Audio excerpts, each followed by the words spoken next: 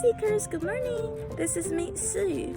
Now I'm outside in the playground in practice.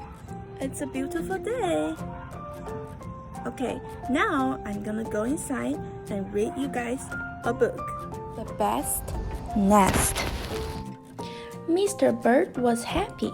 He was so happy he had to sing. This was Mr. Bird's song. I love my house, I love my nest. In all the world, my nest is best. Then Mrs. Bird came out of the house. It's not the best nest, she said. I am tired of this old place, said Mrs. Bird. I don't like it. Let's look for a new place right now. So they left the old place to look for a new one. This place looks nice, said Mrs. Bird.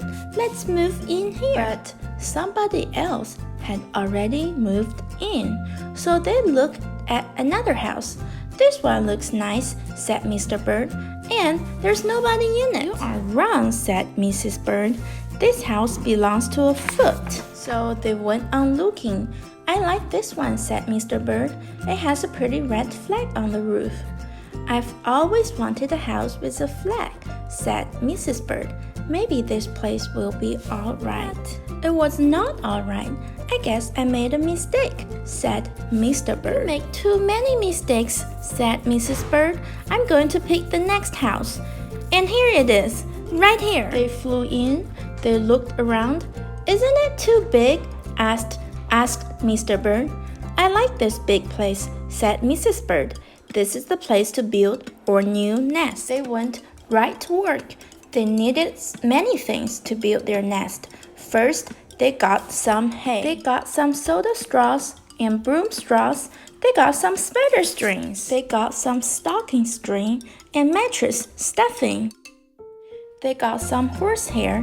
They got some man hair. Soon, they had all the hay, all the straw, all the string, all the stuffing, all the horsehair, and all the man hair they could carry.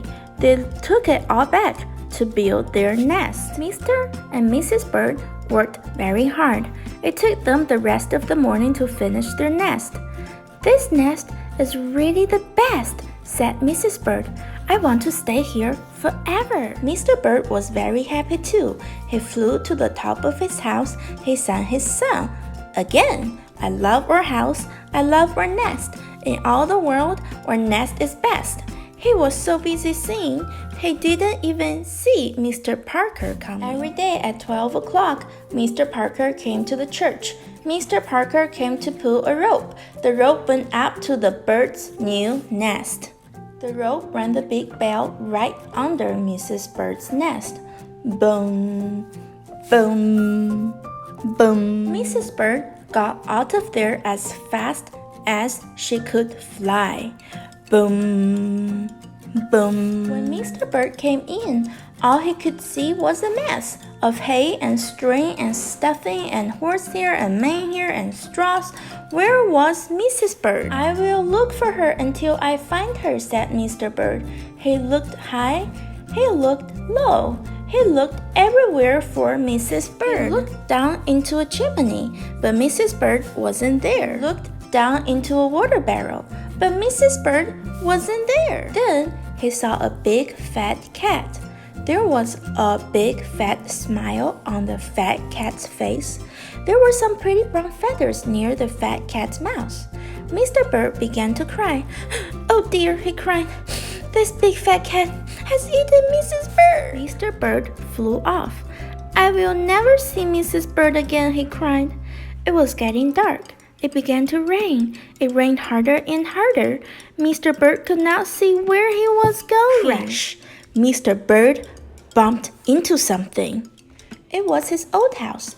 That old house that Mrs. Bird didn't like. I will go inside, said Mr. Bird.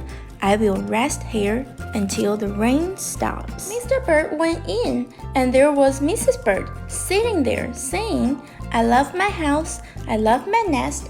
In all the world, this nest is best. You, here, gasped Mr. Bird. I thought you didn't like this old nest. Mrs. Bird smiled.